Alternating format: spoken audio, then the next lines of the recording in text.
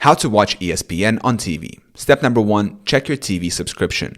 Ensure your cable or satellite TV package includes ESPN. If you don't have a traditional subscription, consider using a streaming service that offers ESPN, such as Sling TV, Hulu Plus Live TV, YouTube TV, or Fubo TV.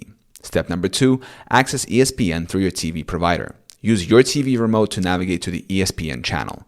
Tune in to watch live events and programming directly. Step number 3, use a smart TV or streaming device. If your TV is a smart TV or connected to a streaming device, such as Roku, Amazon Fire TV, or Apple TV, download the ESPN app from your TV's app store. Install and open the app. Step number 4, log into the ESPN app.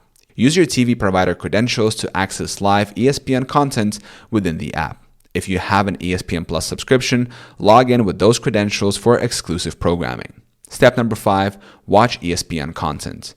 Browse the app or channel guide to find live games, shows, or highlights. Select your preferred content to start watching.